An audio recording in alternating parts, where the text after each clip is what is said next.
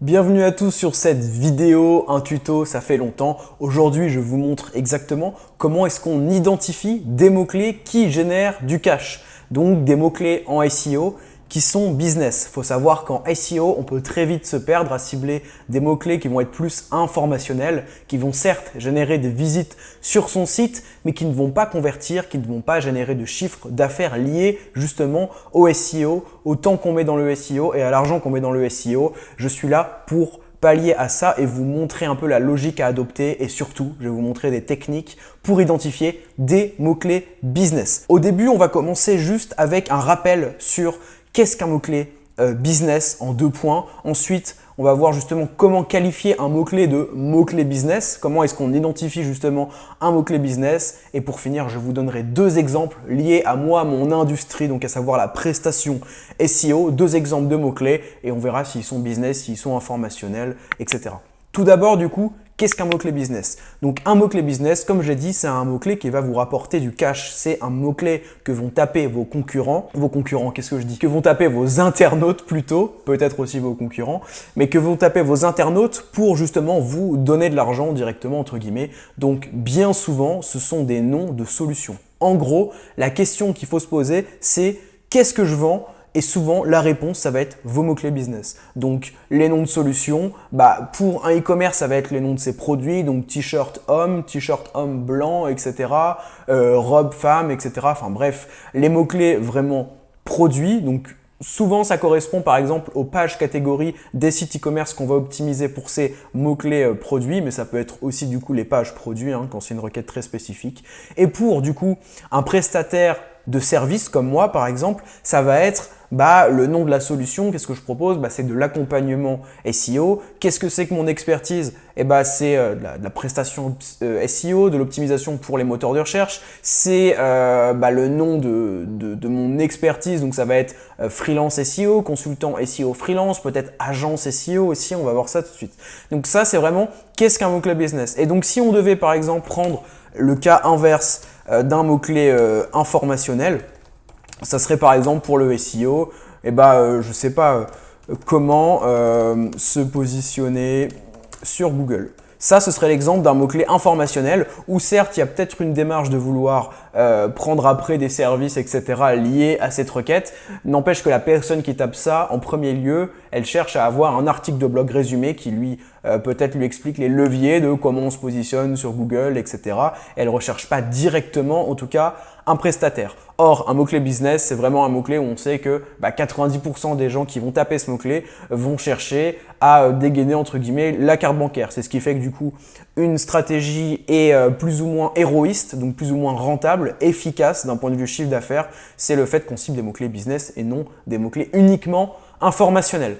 Mini disclaimer, les mots-clés informationnels ont évidemment de l'intérêt au sein d'une stratégie SEO. Ceci dit, c'est pas sur ces mots-clés que normalement on se focalise en premier. Comment qualifier un mot-clé de business? Justement, la chose à faire en tout premier, ça va être de checker la SERP, donc voir ce que Google fait remonter et en fonction de la typologie de page que Google fait remonter, on va en déduire si oui ou non c'est un mot-clé business. Typiquement, si je tape t-shirt homme et que je vois que ce qui rend que ça va être des articles de blog, bon normalement c'est pas le cas, mais si je vois que c'est ça, j'en déduis que Google, selon Google en tout cas, les internautes qui tapent ça recherchent de l'informationnel, donc Google fait remonter de l'informationnel et donc si j'arrive avec une page business, je risque de moins bien ranker que mes concurrents qui ont fait de l'informationnel. Donc concrètement, si je vous montre les 2 exemples et ensuite on verra la fonctionnalité un peu SEMrush qui est assez sympa, je vous en parlerai à la fin. On a 2 mots-clés ici, donc consultant SEO et agence SEO. Si je les tape dans SEMrush, donc là je suis dans la vue d'ensemble des mots-clés, consultant SEO, agence SEO, hop, on va voir qu'il y a du coup du volume de recherche. Donc agence SEO qui est recherché 5400 fois et consultant SEO qui est recherché 1900 fois. On va ajouter aussi pourquoi pas freelance SEO. Qu'est-ce qu'on pourrait ajouter? Marketing digital. On va ajouter d'autres mots-clés. Hop. Et on va regarder ensemble dans la SERP qu'est-ce que ça donne concrètement. Agence SEO, si on va sur la SERP française. Bingo, on voit que ce qui remonte, à part ma page à moi qui est un classement des agences, mais qui reste quelque chose du coup d'assez business. On a une intention de comparer et de choisir de faire son choix d'achat entre guillemets juste après. On voit que sinon ce sont des landing pages optimisées, donc agence SEO.fr, Eskimos et agence 33 degrés. Et donc quand on va dessus, effectivement, on voit que là c'est une page d'accueil, voilà. On peut demander son audit SEO, enfin bref, c'est clairement une page de capture. Et Eskimos, c'est pareil, on a des arguments de réassurance, nous contacter, bon c'est dans le header, mais globalement on a compris. Et vraiment une page orientée conversion. Ça du coup, c'est l'exemple d'un mot-clé business. Et c'est le nom du coup d'une solution, d'une expertise, donc ça revient à ce que je disais avant. Ceci dit, je vous ai prévu l'exemple de consultant SEO, parce que vous vous en doutez, je connais très bien ce mot-clé. On pourrait se dire, ah bah ok, du coup consultant SEO c'est bon, c'est le nom d'une expertise, c'est le nom d'un métier, etc. Et justement, le souci, c'est que ici, c'est le nom d'un métier. Ce qui fait que quand on tape consultant SEO, ce qui va remonter, ça va être des fiches métiers justement. Donc, c'est un peu l'exception qui confirme la règle et c'est un peu la raison pour laquelle je vous incite, limite je vous oblige à chaque fois que vous voulez checker si un mot-clé est informationnel ou business, à le taper dans Google si possible en navigation privée pour avoir les résultats les plus objectifs, les moins biaisés par vos cookies, votre historique possible. Et donc là, on voit que vraiment c'est de la fiche produit qui remonte avec la description du métier, les études, etc. Donc on sait que globalement, donc là évidemment je ne vous ai pas montré les autres résultats, mais c'est pareil, CMJ, voilà, quelles sont ses missions. On est vraiment sur de la description du métier. Humans, je ne sais plus, mais j'imagine que c'est à peu près pareil. Cerza.org, devenir consultant SEO, fiche métier, etc. Donc là on voit que vraiment Google fait remonter ici de l'informationnel sur la description du métier en tant que tel. Et donc Humans fait la même chose. Mission et compétences, etc. Quelles sont les qualités indispensables pour devenir SEO, truc. Donc là, on sait que globalement, si on arrive avec une landing page optimisée pour consultant SEO et qu'on ne donne pas beaucoup d'infos, d'informationnel, on a très peu de chances, voire quasiment aucune chance d'arriver dans le top 3. Surtout que là, je sais qu'en plus, c'est un mot-clé qui est assez concurrentiel. Et donc, si vous voulez voir, j'ai pas l'autorité de Cerza, etc. ou de CIDJ, il me semble. Donc évidemment, je ne rank pas premier, mais vous voyez, je suis quand même 17e. Et la page que j'ai faite, vous pouvez aller checker. Si vous voulez m'aider à ranker, tapez consultant SEO et trouvez mon résultat et allez dessus. Mais on voit que j'ai fait la même chose, quoi. Donc je parle bien du métier et je donne des informations. Vous pouvez voir la table des matières ici, qu'est-ce qu'un consultant SEO, l'histoire du métier, etc. Donc ça, j'ai identifié moi en amont que c'était un mot-clé informationnel. Donc voilà, vraiment bien faire attention à checker la SERP manuellement. Donc ça, c'est ce qu'on vient de voir. Et sinon, on a la fonctionnalité SEMrush qui est super intéressante pour le point de vue bulk. Donc attendez, ici on va mettre hop.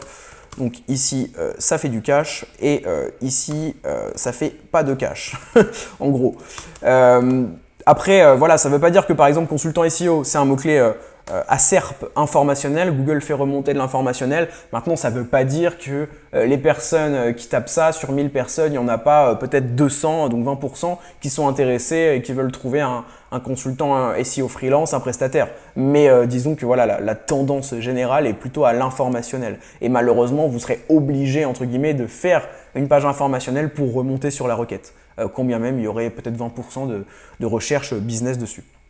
Je ne sais pas si vous me suivez, mais gardez vraiment en tête de taper le mot-clé tout simplement dans la SERP pour voir ce qui remonte. Donc la fonctionnalité SEMrush, c'est en fait ici la fonctionnalité intention de recherche. Et en fait, SEMrush essaye, en trouvant des patterns, en analysant les SERP, de nous dire si un mot-clé de base est plutôt à SERP informationnel ou à SERP business. Donc du coup là, on voit que globalement, il se trompe un peu, notamment sur consultant SEO. Je pense qu'il filtre tout ça en se disant bon, c'est un nom de solution, d'expertise, alors c'est business, un peu comme je vous disais au début, c'est un peu la règle de départ. Mais on voit que là, il se trompe parce que nous, on a vu que c'était plutôt informationnel. Il nous dit que freelance SEO, c'est plutôt informationnel. Alors effectivement, c'est vrai que la SERP, elle est un peu bizarre parce que si vous voulez, c'est des prestataires comme moi qui rankent dessus, donc freelance SEO, hop. Donc on a Malte ici qui propose différents freelances, on a Coder qui propose différents freelances, on a ici un concurrent qui fait sa landing page et moi qui fais ma landing page. Le truc c'est que à la fois c'est transactionnel, mais à la fois, il y a quand même beaucoup d'informations sur ces pages-là. Notamment moi, j'ai mis pas mal d'infos pour multiplier mes chances de ranker un peu dessus et au cas où l'intention de recherche de la SERP change, parce que ça peut changer aussi avec le temps, je vous facilite pas la tâche là, mais voilà, au cas où, et ben moi j'ai du contenu informationnel, donc ça peut très bien le faire. Donc voilà, ici je pense qu'il se trompe un peu par rapport à ça, n'empêche que quand on va sur Malte, on a vraiment une intention de recherche de trouver un freelance SEO. C'est comme si on avait une page catégorie, entre guillemets, avec du listing produit ici, les produits étant du coup les consultants référencés sur la plateforme. Donc voilà, pour moi c'est vraiment une requête qui a un intérêt business. Et marketing digital, là pour moi il ne se trompe pas en disant que c'est informationnel, puisqu'à mon avis, si on tape marketing digital ici en navigation privée sur la SERP française, voilà, on a la définition, les métiers, les salaires, etc. En gros, qu'est-ce que c'est quoi. Donc voilà. Donc cette fonctionnalité-là, elle peut être super intéressante, mais attention toujours à checker derrière. Je l'utilise beaucoup. Si j'ai une liste, par exemple, je fais une étude de mots-clés pour un nouveau client, si j'ai une liste de, je sais pas, 1000 mots-clés, je ne peux pas tout checker manuellement, je vais utiliser ce filtre SEMrush là pour du coup dégrossir tout ça. Et c'est vrai que sur beaucoup de mots-clés, ou si un client par exemple, vous avez un site, vous avez un catalogue produit, vous avez plein de mots-clés comme ça que vous pouvez rentrer en bulk dans SEMrush, et cette fonctionnalité-là, elle est superbe pour dégrossir tout ça. Évidemment, toujours checker au final manuellement. D'ailleurs, si vous êtes intéressé pour utiliser SEMrush pendant 14 jours gratuitement, vous avez 14 jours d'essai gratuit en description de cette vidéo. Il faut savoir que normalement, ils proposent, il me semble, 7 jours, mais du coup, je me suis arrangé avec eux, on m'a contacté et donc je vous ai négocié ça. Ce qui fait que, n'hésitez pas quoi, n'hésitez pas. SEMrush, c'est quand même un chouette outil. La vidéo, c'est pas du tout un placement de produit pour SEMrush, mais c'est vrai que vous le voyez dans toutes les analyses que je fais, j'utilise à chaque fois au quotidien pour analyser les spots netlinking, pour faire des recherches de mots-clés, etc. C'est quand même chouette. Donc voilà, on a vu globalement toutes les techniques. Je ne vais pas m'éterniser plus longtemps, j'ai plein de prestats SEO à faire. Moi, je voulais vous montrer ça. J'espère que je vous aurai appris quelque chose. Si vous deviez retenir qu'une seule chose, c'est évidemment checker la SERP, la fonctionnalité SEMrush, pourquoi pas, et bien partir sur une stratégie héroïste. Vous pouvez mettre de l'informationnel dans vos campagnes SEO, mais par pitié, il ne faut pas que ce soit l'objectif numéro 1 de ranker sur les mots-clés informationnels. Essayez plutôt de trouver des mots-clés business. Voilà, sur ce, j'espère que je vous aurai appris quelque chose et je vous dis à très vite. Ciao!